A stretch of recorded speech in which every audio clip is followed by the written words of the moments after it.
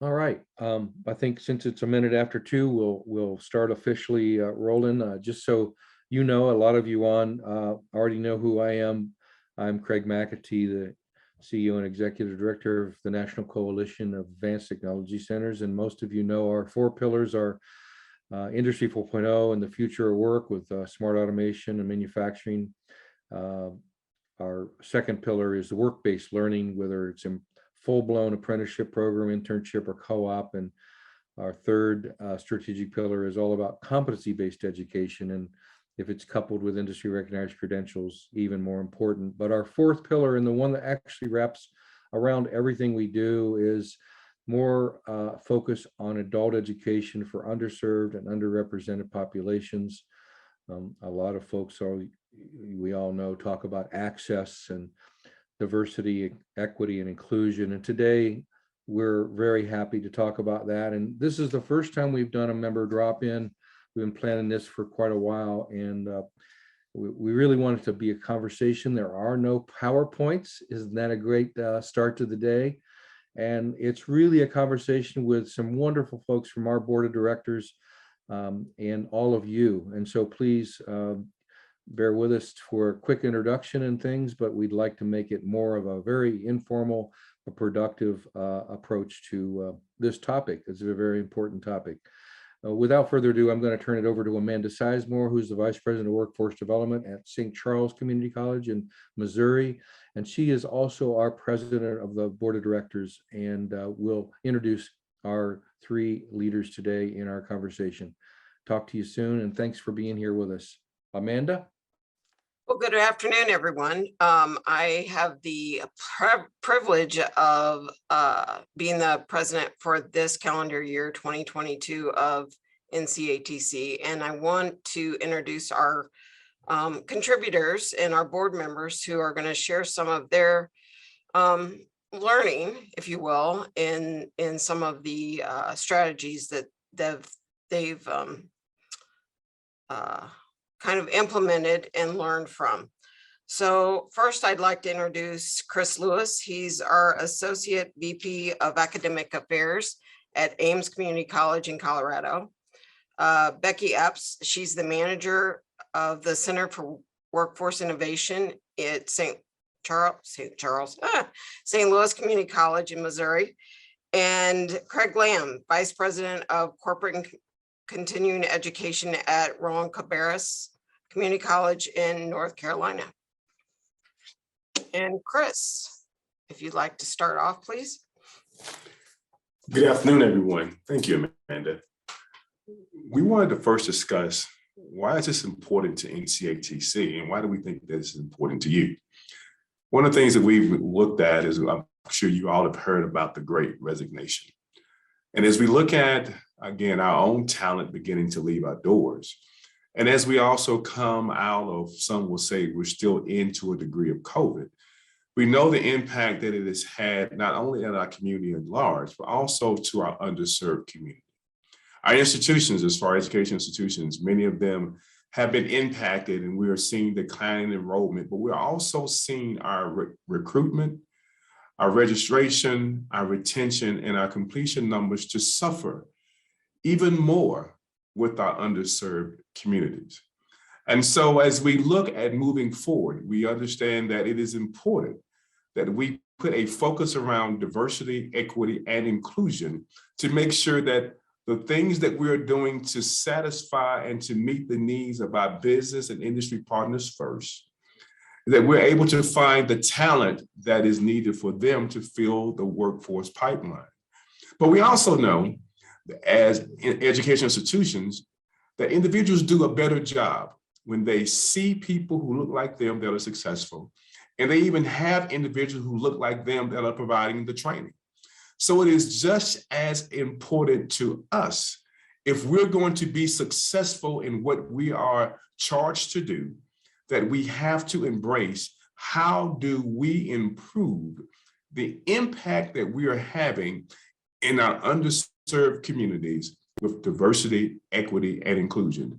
And so we hope that as we discuss some of the things that we are doing, because there is not one surefire solution that it will at least spark some idea. And we're going to ask that you share with us as well some of the successes that you're having and even some of the failures, because we learn more from the things that we failed in than we ever do in the things that we succeed in. And so with that, I'm going to turn it over to Becky Epps, who will do a roll call for us.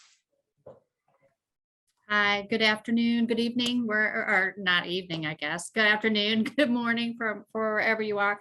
Yeah, we thought we'd go around and have everyone speak and just tell us your name, what school you're with, what your role is. We thought that would help just break the ice with that first speaking interaction today. So I'm just going to do a roll call so that we don't have those awkward pauses and then everyone talk at once. So I'm just going to go across the screen with who I see first beyond who's already spoken. So I'm going to start with you, Don, if you don't mind. Absolutely. Don Hutchison, Dean of Engineering and Advanced Technology at Macomb Community College. And, considering what's going on in our country today and the social upheaval regarding race and diversity, I think this is a very timely topic, and I look forward to being involved. Thank you, Don. Terry? Hi, everyone. I'm part of our business growth services team at Lorain County Community College, about 30 miles west of Cleveland. I'm a proud member of the NCATC board.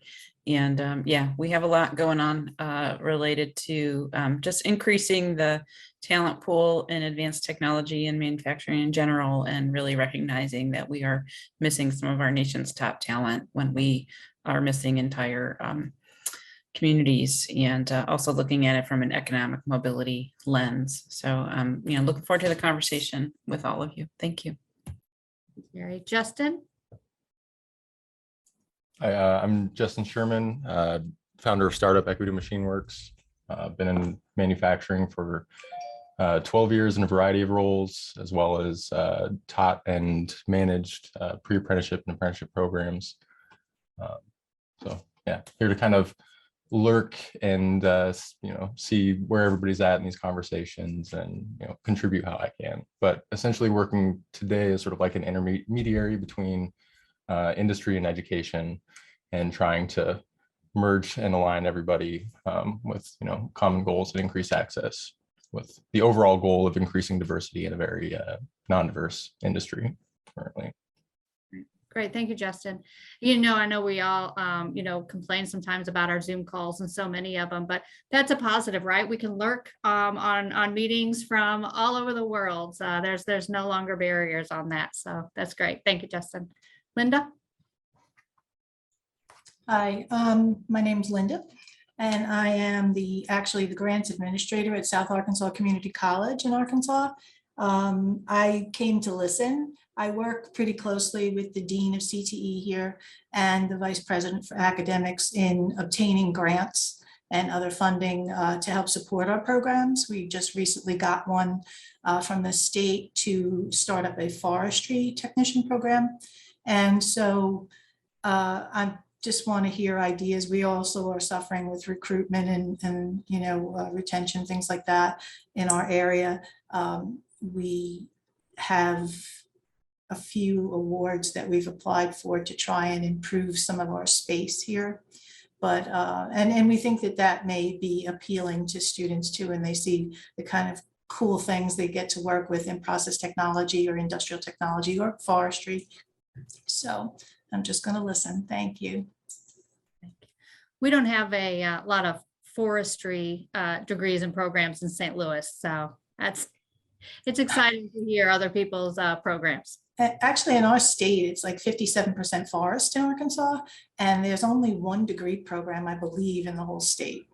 So we're going to do the 2-year degrees, and certificates was probably going to be more than anything else. But we'll articulate a transfer if they want it. Okay, great. Thank you, Linda. So if you're just popping on, we are going around. I'm doing a roll call. We're just going to say your name, the school you're with, and what your role is there.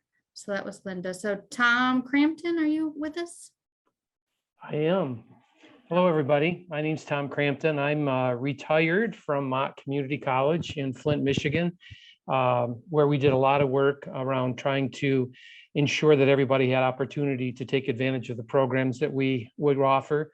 I work very part-time at a business and product accelerator, which is where I am today. It's kind of noisy here, so I'll be on mute most of the day, but struggling with the same thing here, trying to create opportunities for people across our community to be able to come in and take advantage of support mechanisms in place for entrepreneurs and innovators and those that are interested in starting businesses or taking products to market. So again, I just wanted to listen in and kind of see what was happening and contribute if I have anything along the way. So glad to be here. Thank you, Tom. All right, Jonathan.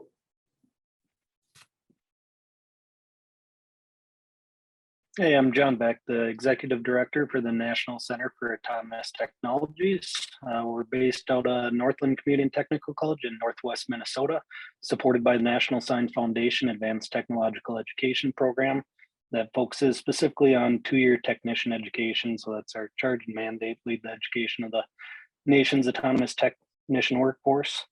Let's see, other activities as it relates to this conversation, we support a lot of the large FAA initiatives, Federal Aviation Administration, specifically the Collegiate Training Initiative, and we've got major targets and goals to increase the number of minority serving institutions that participate in that program. We've facilitated opportunities to connect with mentoring programs that help go after NSF funding to support program growth and development. So we've worked with some of those schools specifically to get them connected to grant resources. And really for us, it's about community building and increasing the diversity as it relates to those different program areas at institutions that may have been typically underrepresented. And we've also got a lot of outreach initiatives that we do with educator workshops, STEM camps, and those types of activities. We've got a large scale STEAM outreach event that we'll be doing at the Mall of America this fall, which for a lot of folks, they wonder retail space. It's counterintuitive to educational experiences, but we really look at it as an opportunity to provide those type of experiences in non-traditional areas and in locations other than educational facilities when we look at trying to move the dial on increasing participation of different audiences that have typically been underrepresented in STEM. Great, thank you. Scott. Good morning, everyone. Aloha from Hawaii. So I'm Scott Murakami, also known as the ghost of NCATC past, and which is equivalent to that calabash cousin who comes over and sleeps on your couch for too long. But I no longer work in education. I was formerly part of NCATC as well as AACC and part of the University of Hawaii Community College system. But I now work for our state's Department of Business, Economic Development, Tourism. So we look more at what are the larger economic issues in expanding traded economic activities. And along with that, of course, is the need to have a workforce suitable for the types of ventures that we would like the state to proceed in or to grow in. Our job really is to increase the resiliency of Hawaii's economy. As you know, we went from the lowest unemployment or the second lowest unemployment rate in the nation to the absolute lowest, and we still cling to, I think, that title. So, and that's all because of our concentration in certain types of economic traded activities. So our job is to try to diversify it into other areas, and with the result of the economy being stronger, more resilient, and our local kids and others having the opportunity to stay on our island. So thank you. Appreciate the opportunity to join you all today. Thanks, Scott. I apologize. I didn't recognize the last name. It's good to see you. Yeah, it's been a while. It's been a while is. seeing all of you. Tom, it's good to see you too. It's been too long. I don't know how we're going to get our NCATC meetings out at our conference in Hawaii if Scott has left. We have another representative there, yes? I'm always happy to. So please feel free to plan on it. I'd be happy to help you folks out. Thanks, Scott. All right. And then last but not least, Mark. Hi, everyone. So Mark Goldberg from Skill Strategy Consulting, former NCATC board member, just finished my 4 years in December. So it's nice to see everyone. And I think this topic is something that I'm very passionate about. And have the pleasure of representing NCATC with a federal grant with the Urban Institute, NCWE, World Education, and ITC, focused on racial equity in CTE online programs. And the piece that we're concentrating on is actually the employer engagement, because we can do all of this work in our community college program. So I do have a background working in colleges in Oregon, Portland Community College, Mountain Hood Community College for many years. We can do all this work in recruiting more diverse students. We can diversify our faculty ranks and staff. We can build retention strategies that support students. And ultimately, if our employers aren't hiring with existing inequities and disparities in wages based on race, ethnicity, gender, we're not ultimately changing or dismantling these systems. And so I think there's a real opportunity for us to engage in complicated, challenging, but important ways with employers to identify where there may be implicit bias, where there may be some work colleges have to do, but also employers, to build a more inclusive economy and create a more diverse workforce and address their talent shortages. So it's a great grant to be a part of for NCATC, and just looking forward to this conversation. Thank you, Mark. All right, I don't think I missed anyone. Did I miss anyone? Yeah, looks good. All right, so I'll introduce myself a little more. I know Amanda gave you my name, but again, I am Becky Epps, and I am the manager of the Center for Workforce Innovation at St. Louis Community College. And we're actually a former Circuit City building. So we are building a standalone building next to one of our campuses that focuses on short-term, accelerated training with industry recognized credentials to get folks in and trained. And, the ultimate goal is to employment. Of course, talking about what Mark just touched on about getting, trying your best to ensure that your companies are hiring those people. We can never, of course, promise employment. You all know that. But we really do our best to match them with companies and get as many companies in here to talk to our students as possible. What we found, we're focused on manufacturing. We have welding, we have industrial maintenance, we do precision machining, then we also have some HVAC, and we have a Boeing pre-employment program. So Boeing program kind of sells itself. Everyone knows the Boeing name. A lot of people don't know those manufacturing companies, right? That's a struggle. So what we want to do is bring the companies in here so they think of things other than Boeing, Anheuser-Busch, GM, all these smaller to medium-sized companies and the opportunities that are available there. So that's what we focus on here at CWI. And we referred to some articles that went out in the newsletter, NCATC newsletter earlier this month. And I submitted an article on one of our graduates of one of those programs called the Missouri Manufacturing Technician. And that was focused around the MSSC Certified Production Technician, Safety and Quality certifications. And we had a gentleman, his name is Mohammed Baroma, and he came over from Egypt. He and his wife moved over from Egypt and moved here, and he had an electronic engineering degree that did not move with him as quickly as he was able to come over. So I believe he is still working on that and trying to get that sent over to a school over here. In the meantime, he took a job as a telephone technician, realized it really wasn't paying the bill. He saw something in the paper or online that talked about the Missouri Manufacturing Technician. He thought, well, that sounds like a good opportunity, and pushed it aside, kind of set it aside. He'll think about it. It was actually several weeks later that he decided to go ahead and inquire about it. So we met with him and signed him up for the program. He took all the assessments to get in, and of course, did great on those, came in, got his certifications, and then attended one of our job fairs and received employment with bioMérieux, which is a biotech company here in St. Louis. And just after a few months of being there, he got moved up to a quality supervisor. So he is loving his job. They bought a house. They've had a baby since then. So it's been a busy couple of years for Mohammed. And what was nice too is that he came back up to tell us what was happening, right? We don't see that very often. A lot of times we have no idea, but he came up to tell us where he was and how he was doing, and just thanking us for the opportunity. And as we talk about diversity and inclusion, sometimes I get the same things right in my head, and I think about African American women, Latino, and sometimes my mind doesn't go to more of the immigrant as well. And I know that's something that the college, St. Louis Community College, is going to be looking at as well moving forward. We have an Afghan population here, and probably be having some Ukrainian immigrants as well.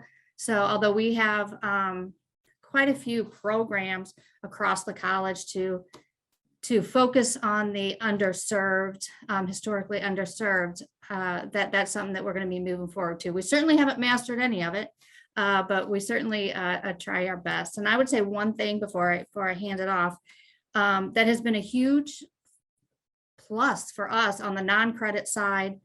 So everything that was, unless it was covered by grant, it was tuition based, and we weren't tied to the $106 a credit hour. So it would be very expensive. But we have seen a huge increase in scholarships and donations and endowments by people who want to focus on short-term manufacturing and industrial training programs. And they want to focus and give their money to those students who are going through it, who are not Pell eligible. So that's been a big plus on our side, and that has really helped a lot of students. Any questions I can answer for you on that? All right, gentlemen, I'm going to hand it over to Chris. He's at the top corner of my screen. How about that? Thank you, Becky. I know Craig just posted the newsletter of some articles that we recently wrote. But I'm going to share a little bit because I think it is more apropos for our conversation. Last year, I actually posted in our newsletter about a program that we actually work with that I founded in Rock Valley College. It was part of a grant. We ended up getting $2.7 million over a 2-year period because of the historic disparities that exist in Illinois with the African American community, where in several counties, African Americans rate dead last in education, childcare, housing, again, unemployment, you name it. You pick an area, they rank last in it. And the Black Legislative Caucus of Illinois wanted to put some sizable money to the table to be able to generate some impact. Our goal was to be able to provide short-term training that would lead to industry-recognized credentials in high-wage, high-demand opportunities. We were one of 12 schools that were originally selected to be a part of it. We received $1.5 million in the very beginning. Our goal was to be able to touch 150 students in a year. We had 4 programs originally that were part of that. CNC, cold forming, welding, and of course our CDL program. Again, our longest program was welding, which we learned a lot from. It was too long. It ended up being 16 weeks, what it was advertised, but really ended up being more 8 months. Other programs were between 5 and 6 weeks. Our placement rates in the very beginning were exceptional. And then a little nasty word called COVID hit on the first graduation date of the class. We learned a lot of lessons. Every student that we had companies that were coming as far as Birmingham, Alabama, Kentucky, Michigan, Ohio. We had 12 students to graduate the first program, and we had 12 employers all looking for more than one person. We had students that were placed. They covered their transition from housing, temporary housing, childcare, you name it. And COVID happened. Of course, everybody who was placed lost their job, but we kept the program moving. We had a subsequent grant of another $100,000+ to buy laptops. We bought 100+ laptops for the program. We bought hotspots. We did a lot of different things. We actually, part of the grant, we had a support services standpoint to it, student support services. We started off in the beginning, we gave them a completion stipend. We had life coaches so that they would have coaches that would be able to be with them along the process. We learned that a lot of our individuals some of the folks quit their job because they particular CDL, they wanted to be able to go through our 5-week program and get their CDL license because of the demand and the opportunity. But now we realize that we need to have a weekly stipend, which we got another $1.2 million for another year. And so we got another $1.2 million with that. We actually brought in now a career placement person because we realized we needed someone working specifically with the employers for the opportunities to also help them get prepared again for the interview. We put in clothing allowance. We put in food vouchers because a lot of our folks who we were dealing with, we realized that they didn't have access to food. We put in the weekly stipend. We dealt with, again, the CCAP program through that most states have for childcare, so that now most everybody who we dealt with were eligible for childcare, but they couldn't afford the out-of-pocket, basically copay that they had to pay every week. So we covered that portion of it. We did everything that we thought we should do. The minimum for the grant was that 60% of all the participants had to be African American. We ran about 75%. Our goal was to have a placement rate of 70% and a completion goal of 75%. We learned a lot of things culturally that we learned along the way. Number one, the laptops. Great concept, glad we did it. However, many individuals, particularly as we transition into COVID, and we actually did many things online, and we'll say this, with the second grant, we also realized something we didn't do with the first grant. We didn't have anything that was really attractive to women. Everything was more hardcore, more so for men. So we actually then incorporated a mobile app development program, massage therapy and dental assisting, so that we could have something that was also more attractive for our women who wanted to be a part of it. Those programs ended up being extremely successful because we had a lot of demand now from our women. Our men struggled, but there were distractions. We realized that a lot of the population we were dealing with, even with childcare, as COVID came on the scene, well, the childcare facilities were either not open or they had limited space. And so now the challenge that we had, even though we had the computer and we had the hotspot, there were still a lot of distractions inside of the home that were still barriers in regards to them being successful. Another issue that we dealt with that we didn't think about was a lot of the jobs we were dealing with in CNC and cold forming and welding, well, they were part of the labor union. And as we were bringing folks in, the NCAA, we dealt with several organizations, because the fact was we found that our folks were being placed, but they also were being the first ones that were being let go before that 90-day, probationary period was up. So we had to then get involved with really working with some of the trade associations to really try to understand why is it that the people of color are the first hired and first fired. And that became to be another conversation that we had that was kind of touchy, because we realized that many of the trade association jobs were not necessarily being posted. They were word of mouth. But the question is, who's the one that's passing the word along? It wasn't necessary for the audience that we were targeting. So again, it is still a very good program that is still going on in Rock Valley since I've been gone. What I did learn in the very beginning, being an African American myself, we partnered with the Rockwood Housing Authority. We had a cold forming program that was directly across the street, one of the largest, housing communities that's in the area. And that our program was dying. I went across the street and I met with the director, and we had tremendous success, because now people could walk across the street and they could then be able to attend the program. And we began to ramp that program up significantly. We also started off the first couple of weeks, we had measurement and we had job preparation. We had those things on campus. So in the very beginning, I drove the bus every morning at 6 o'clock. We had a van. We picked up folks from the housing community. We took them over there. What I found, that was probably our first class was so successful because they didn't know who I was. I just had a chance to be the bus driver. And so I picked them up and I took them home. And so I was able to also buffer some, because the challenge we had, we could put them in the program. But sometimes life between the time we dropped them off and the time we picked them up, it happened. There were disagreements, there were skirmishes, there were childcare problems, and just driving the bus, I was able to understand and sometimes put solutions in place to keep them going. We were able to then build upon that program and place the CNC program inside of our correctional facility, where we found a tremendous amount of success.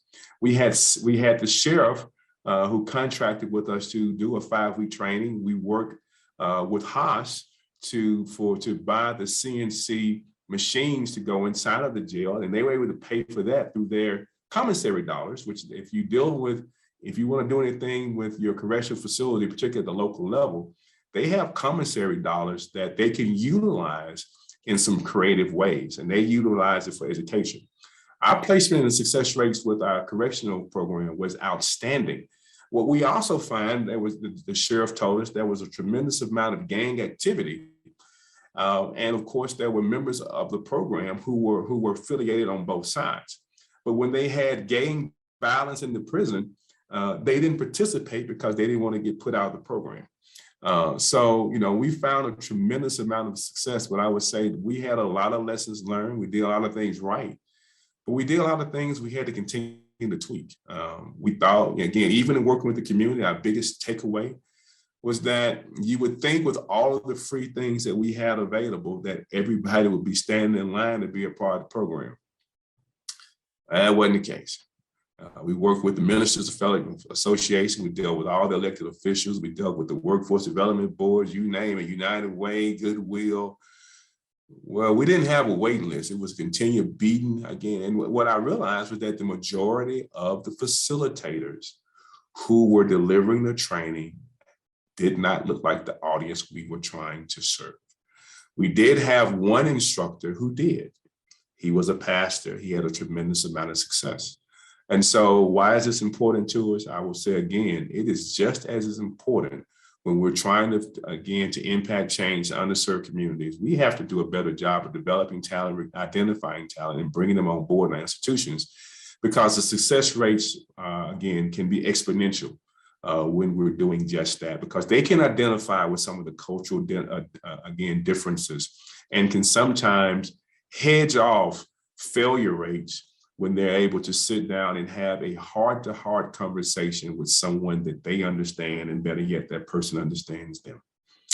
So I'll be going, as we move forward, to answer any questions from some of the things that we've done, where we've had, again, some successes and we've had some failures, and we're continuing to learn.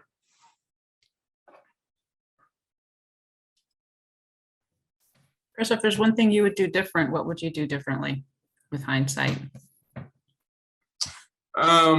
What would I do different? I would have started off in the beginning being a little bit more sensitive to the women in the community and adding programs initially that fit them. Number two, there was no way to take into consideration COVID. I would have, again, identified upfront some of and found a way from the legislature to hold the trade unions accountable a little bit more going in. I probably would have worked with NAACP, the Latino Chamber of Commerce, and got them actively involved to be watchdogs for the long-term success of our individuals. But it was just a work in progress. And I probably would have, I probably needed to stay a lot more engaged in the process. I got busy. I took on more responsibilities. I couldn't continue to drive the bus. I turned it over to a director, but she didn't bring the same level of skill set to the table. Didn't really want to get up early in the morning and drive the bus either. And so, you got to have, if you're committed, then you got to be committed. And again, you can either, it's like being a little bit pregnant. You can't be a little bit pregnant. Are you pregnant or not? And so with that one, I would say that was my biggest lesson. If we were going to do the program, and it happened to be my baby, with some stuff I brought from Alabama that I wanted to implement there, then I had to stay with it the whole time until I hired some people that I knew shared my same vision. I inherited some people that did not share my same vision. I wasn't able to hire people until, again, we hit the grant, and unfortunately, the grant started running as soon as it was awarded. So it took 4 to 12 months just to find talent, and now you're working like hell, excuse my language, just to get the money spent before the grant runs out. So I probably would have spent more time in trying to identify folks who shared my vision versus, allowing the president, who was my friend, to put people in position because they needed an opportunity. Chris, Don has his hand up, so I'm gonna toss it over to Don. Yeah, it's fascinating. Chris, I'm wondering, how did the labor unions respond when you confronted them with the fact that these individuals that had just gone through all this tremendous training were being let go right away? Was that due to COVID? Were there systemic issues within the unions themselves? There were systemic issues in the union themselves. NAACP came to the table and brought that out. They were very vocal about that. So that was systemic issues that had always been there. We had the plumbers and pipe fitters. We had a member who worked with us. Again, he was trying to do some things. So we had some successes with the Plumbers and Pipe Fitters Association. But outside of that, we got rhetoric. And we really needed a watchdog to really work with the trade associations in that area to impact change. At the national level, they get it. They understand their success and longevity. It has to begin to include DEI, but that hasn't necessarily manifested itself down to the local level. And so, just lessons learned. We needed to make sure that we had the right stakeholders in place who could begin to put enough pressure on them to do better. We had some improvement, but it was still much more room for improvement to be had. And again, but we saw that across the board. I mean, even when we weren't even just dealing with folks who needed the training, I also saw in the same environments African Americans who had master's degrees in engineering, and it was behooving me in the community that they were still, even during COVID, why was it that they were the ones that would continue to being laid off when I was seeing other individuals who were not? So it is still a problem that we deal with. And so, it's just reality. That's the reason that, when you realize the sundown town laws and some of the things that have been occurring and the impact it's had to many communities. But my focus at the time, because again, Don, as we're African American, we see it we understand it more than anything else. And so trying to make a difference, because the caucus was saying, hey, we have to do something that has a measured impact. And that was our focus and our goal. Thank you, Chris. I'm going to hand it over to Scott. He has his hand up too. And then after Scott's question, if that's all right, we'll move on with Craig Lamb and his portion. Thanks. Go ahead, Scott. So I'd actually like to hear from other non-board members as to what, trying to lower my hand, what some of the issues are that you folks are facing at your institutions with DEI, and how perhaps, NCATC could have a better understanding of what those issues are. So if you would be willing to contribute and just let us know that, this is what we're experiencing at our institution, then we can better understand the gravity of the issues that you're facing at your organization. Thank you.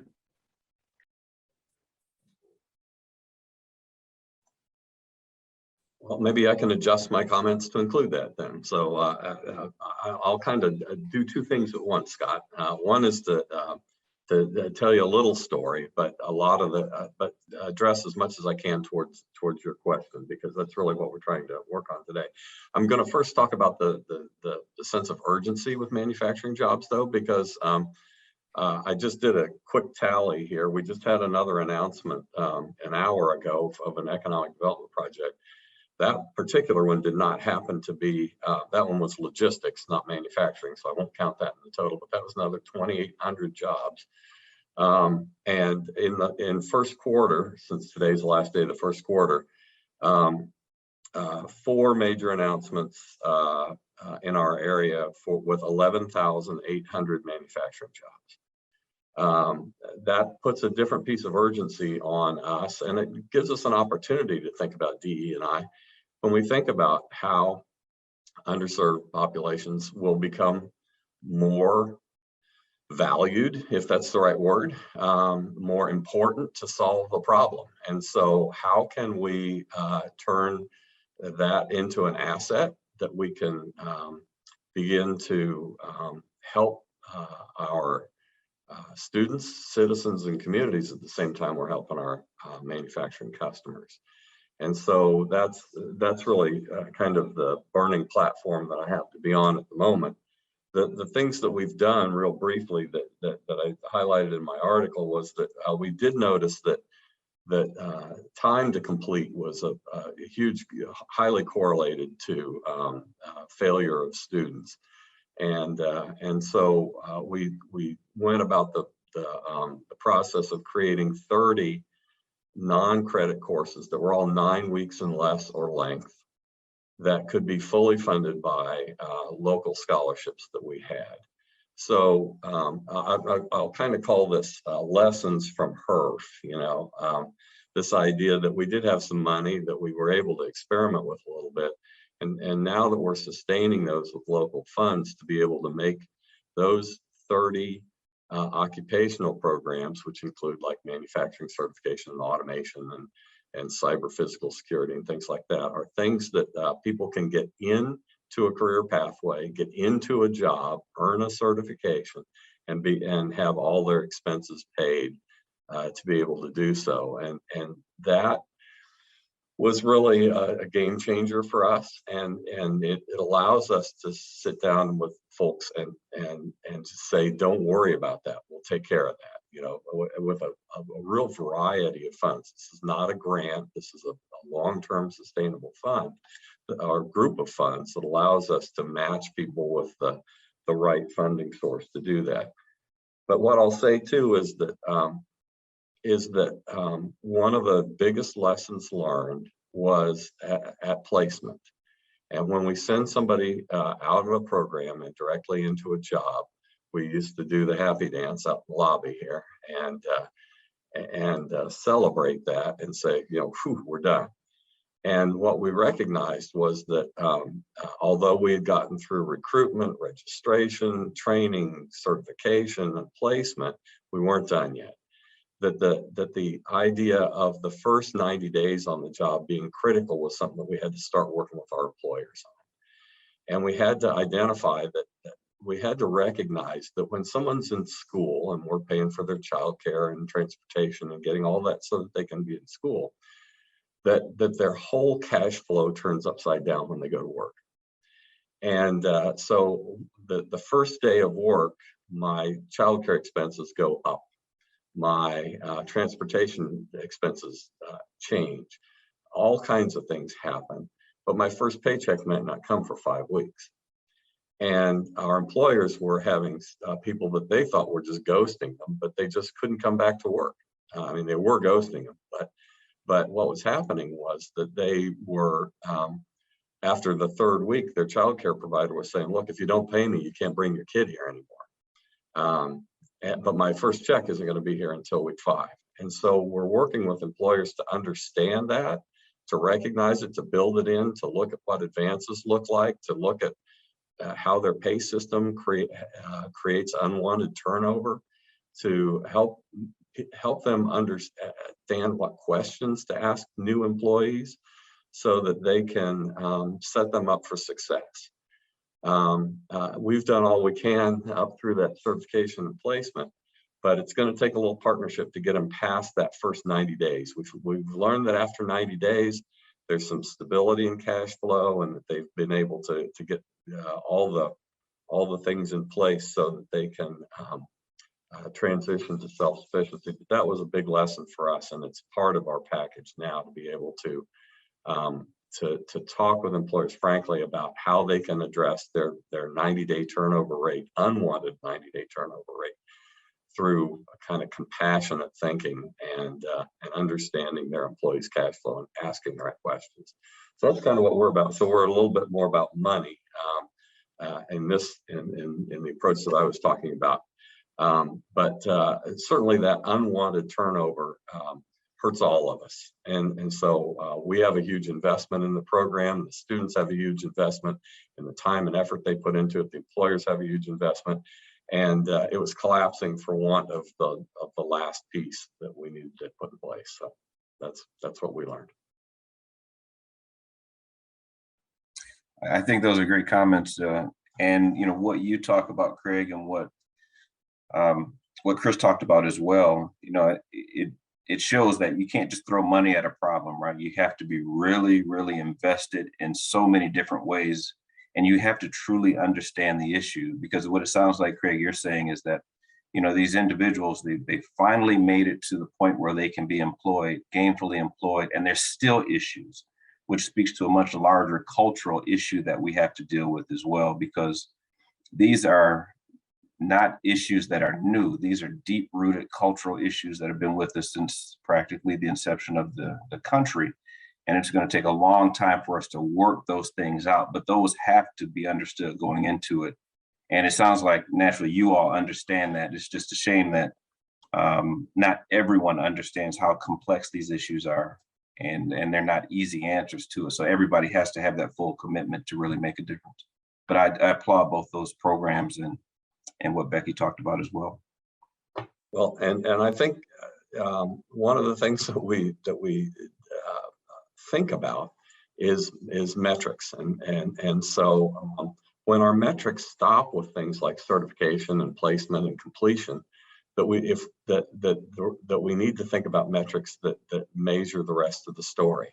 And if that's retention and growth and who knows, I don't know what the measures are beyond that, but institutional measures that account for not just educational success, but holistic success for the student and their family and the community they live in. Don, I see Scott and Justin both have their hand up, and I'm going to just add a little bit to what Craig is saying. I see a question that Amanda has in here. One of the lessons that I learned, and what Craig is saying is spot on. There's still some inherent issues that happen and occur, even if we've done everything we can to get them across the finish line. And one of the things that I've advocated for and have tried to do even back in my day when I was a president was, there's so much grant money that's out there today, and we talk so much about apprenticeships. The reality is, there's still a finite amount of companies who want to participate in apprenticeships. We need the work-based learning. It's more important to us, just as it's important to the companies. So one of the things I was trying to do, and I had to be looking at how can we do this creatively, is how can we raise some money and utilize our foundation to go after a grant so that we could go to our business and industry partners and say, we want to be able to subsidize 50% of a work-based learning program. You pay 50, we pay half. And then we can then make sure that we can now be able to get our students into some paid, experience going on. So they're now beginning to get that income coming in as they're going to school. So if they transition into full-time employment, then they're not having those delays. They're also getting the work-based learning that they need to help them accelerate their learning. But then we all have some skin in the game. I know sometimes we have limitations, but there are a lot of folks out there and even corporations that are willing to put money towards those kind of programs. I was trying to find a way we could maybe use our foundation to almost become a temporary staffing company. We have work study programs. Why couldn't we have a program that's sort of a work study program, but for our employers instead of being on our campus? Thank you, Chris. I'm going to hand it over to Justin. Before I do, though, real quick, something I did want to mention is that Justin is going to be one of our keynote speakers at our NCATC conference this fall. So we'll let you speak now, Justin, but we certainly look forward to hearing you this fall as well. But go ahead. Thank you. So many things to talk about. Craig, you talked about sustainable funding.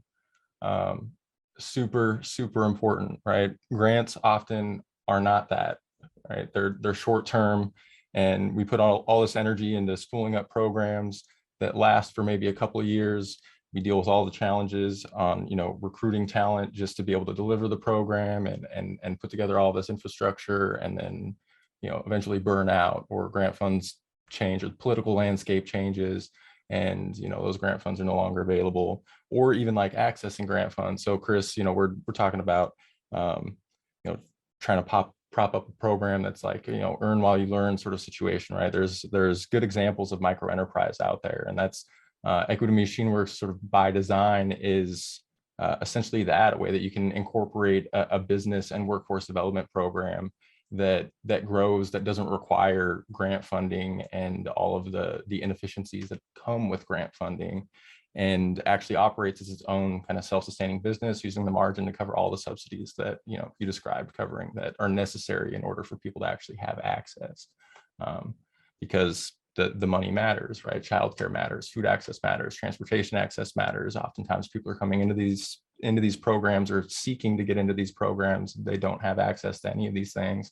They're all higher order priorities for them, and trying to get into a program that might not be providing them doesn't really work. So we have to figure out a way to do that, but it can be expensive, right? And so micro enterprise ends up sort of like filling the gap kind of perfectly, as well as being a more attractive program for employers, because students that are going through these programs are actually learning like the job skills, not a imitation or just like a lesson, that's giving them a basic skill for a moment, but they're actually doing this every day, and it's rote, right? Where you talk about folks that maybe have been unemployed for long term, like a very long time, or coming out of communities where they like quite literally haven't, had access to a job and learned all the money management that comes along with it. And, we throw them into a program that lasts for 6 weeks or 10 weeks and, get them placement, but now they're on their own, right? We talk about those first 90 days, but, we're still trying to like make up for a lifetime of inequity, in, three-ish months, right? And then hoping that that's going to be lasting. And it's really, really difficult for us to sort of unravel all of that in such a short time, and kind of expect, there to be sort of like large long-term success.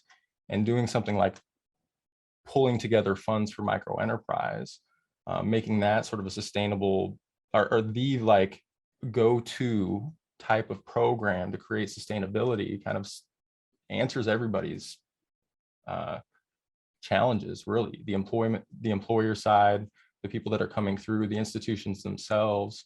And if we can get creative enough in how we write these grant applications, because I know it's like the seed funding is typically the challenge, right?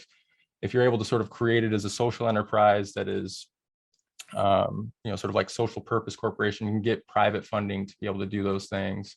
But that takes, people that are sort of like outside of the academic system to really kind of pull that off typically.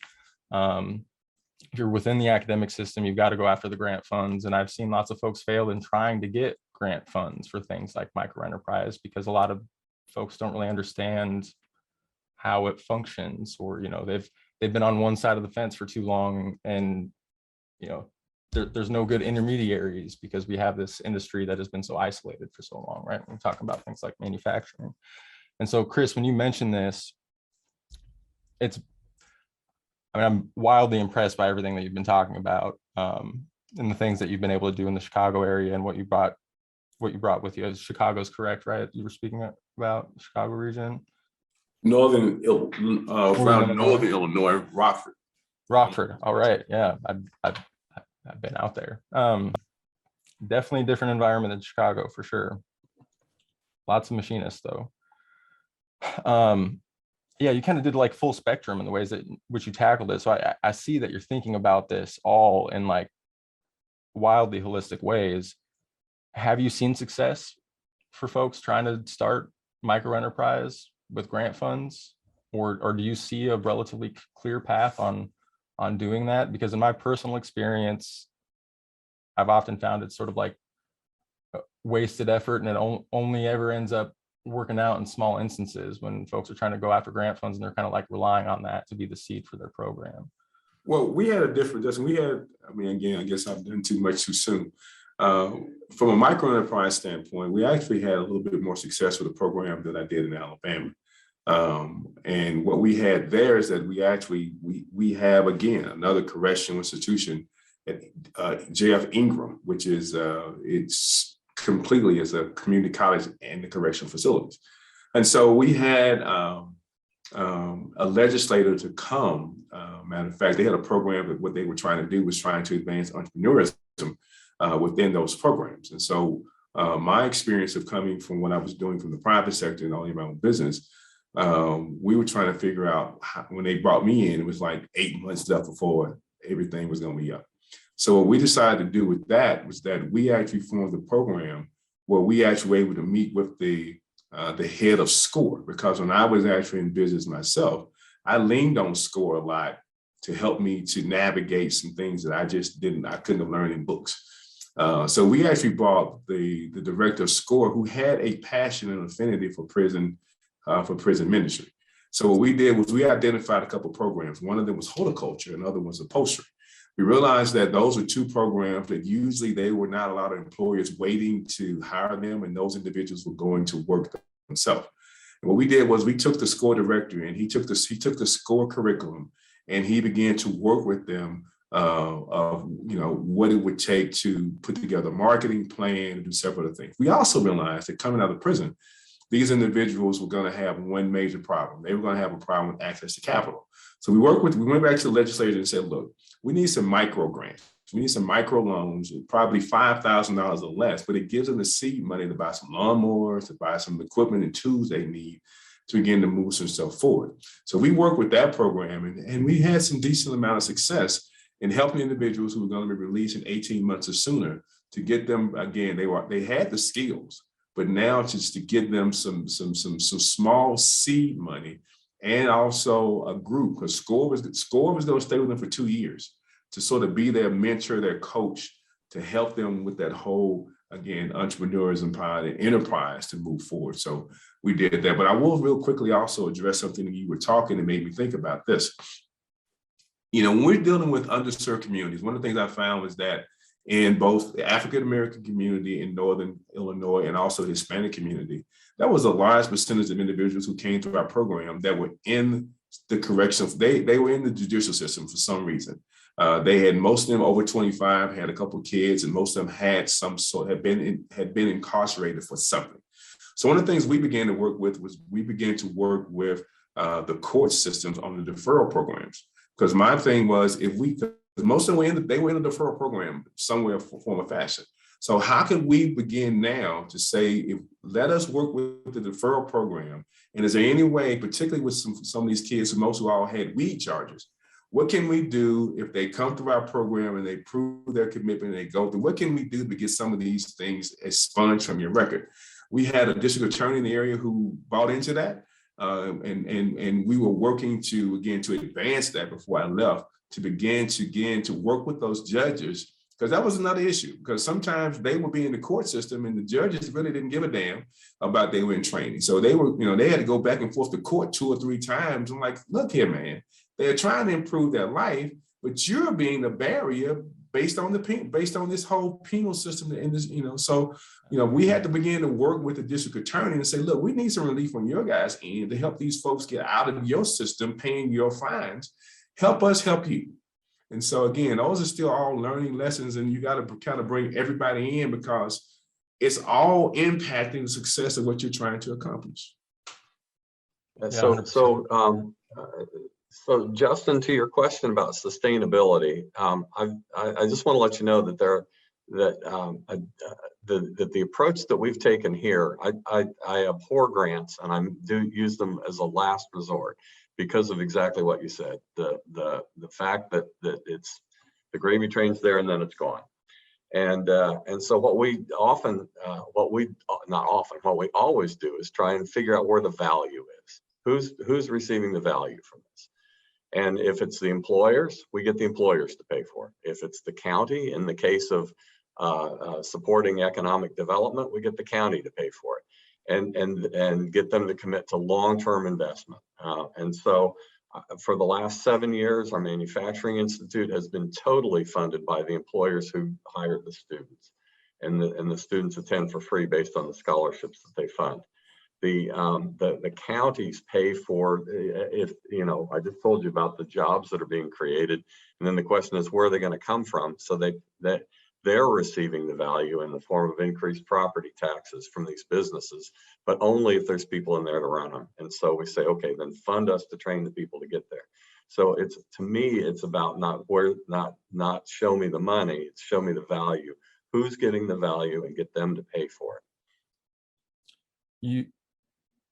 What I think about is that if properly implemented, once you get the seed money, you shouldn't need anybody else's money again, right? So you don't have to go for another grant and get the big bundle of red tape that comes with it, or any of that stuff. You create a program that you know, you bring in simple to mid complexity parts, you know, higher turnover stuff, develop partnerships with companies like, you know, GM and Boeing, these companies that are going through these other routes to invest in educational programs, but they can quite literally just invest by directing work that they would be purchasing from somewhere else to these programs that these students are then making on the machines that, you know, the program is purchased with that seed money, and quite literally creating that sustainable flow of funds that doesn't require any outside input anymore. And that gives you a lot more control, a lot more ability to, you know, make decisions about where those funds get directed and for what reasons, and not have to, you know, have the conversations with, you know, everybody else and burn all this energy that often sort of, you know, ends up being required with a lot of grant funds. You have to have, you know, all of these different structures of administration and tracking and all of this that, you know, ultimately end up being a drag on the system, and things that I kind of honestly do contribute to failure rates for some of these programs, because, you know, they have to put so much energy into the compliance side of things and don't get to put as much of that energy, you know, into delivering it all. Because, you know, I mean, a standard rate is about $100 an hour for machining, right? A Haas machine, you can get like a VF2 for, I don't know, like $60,000, a new one. You can get a VF2 SS for like 75 or 80 or something like that. You know, the payback on it's really quick. You know, a student in the right sort of situation can even functionally run 2 of those machines, generating $200 an hour of, you know, revenue that goes into, you know, funding the program, right? And funding all of the subsidies and their pay. So they're getting paid the entire time. And you can sort of lengthen it out, get, you know, you have folks that are coming through the program, eventually they sort of like take over managing, you know, various aspects in the jobs, and sort of keep things moving forward, end up becoming representative of, you know, the communities that we're trying to, you know, serve, right? And kind of help things out, and again, get rid of a lot of the red tape, which is usually, you know, the thing I'm most averse to, frankly, because it, you know, it really sucks to put in a whole lot of energy. You know, like I look at a lot of these grant applications, and it's like, all right, you need to build a coalition of like 20 different businesses and bring in, you know, 5 different institutions of higher education, and have like all of these different things, and you just throw in all this work, and then you get a no, you know, like 6 months into the process after you spent hundreds of hours, you know, and it's sad when that kind of stuff happens. And so, you know, programs that are able to sort of circumvent a lot of that and create sustainability, operate within the communities in which they're trying to serve, and you know, don't really require any outside input afterwards, and can sort of just work, you know, is something that I'm always going to be advocating for, and something I'm trying to sort of, you know, do the work to bring everybody in to be a part of. But there are a lot of other systemic barriers too. You know, you'd mentioned, Chris, the challenges with the unions in the region.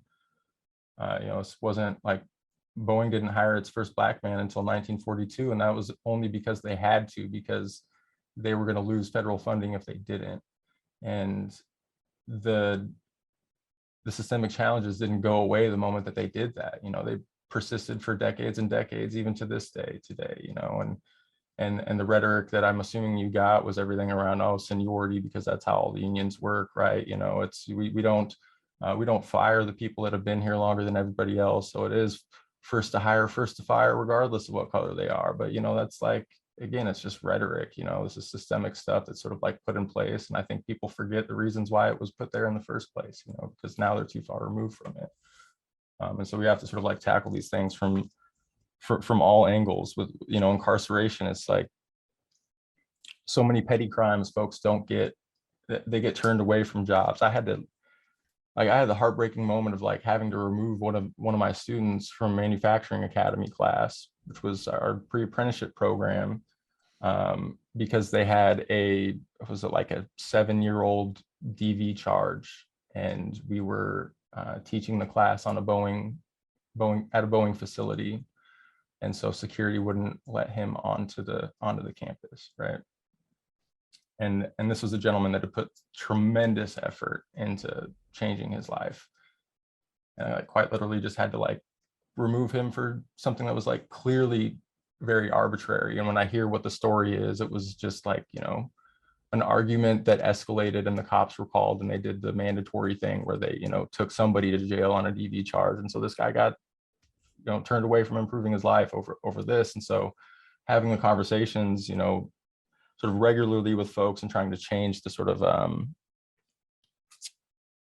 know, the perception of a lot of like criminal activity now is, you don't get a lot of traction with the big companies, but most of the local companies and smaller companies really don't care. Most folks aren't really doing background checks unless they're forced to, right? And most of the time when they find out about something, they don't really mind so much.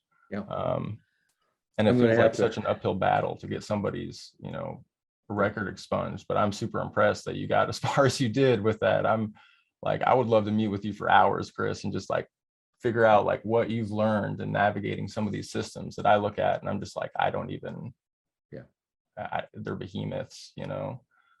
Well, that's why we're here. I'm going to have to stop us because we're already about, believe it or not, 10 minutes over the hour, and we could probably do this for another 10 hours and do some really good work. But what we're here to do, as we talked about up front, is to keep this conversation and these problem solving and activities going beyond today. And so we've got 25 people that signed up today. Only half of them actually attended. That's usually the ratio. But we will follow up with everybody that registered with the follow up on how you want to keep involved, and share emails with each of you how to connect with Chris and Justin and everybody else. But we're already 10 minutes over, and I hate to cut us off because we could do this, as I said, but we're going to need to stop now. And I want to thank everybody, Chris, Craig, and Becky specifically, and Amanda for leading this, and all of you for sticking with us for even overtime today. So thank you very much. Any final comments from anybody? Linda, Just thanks I for put being my number in the chat. If you want to call, feel free. All right. great. And we'll follow up with everybody, as I said, on an email between now and tomorrow afternoon. Thanks for being with us. Hope to see you again soon. Bye, y'all. Thank you. Thanks, everybody. Bye.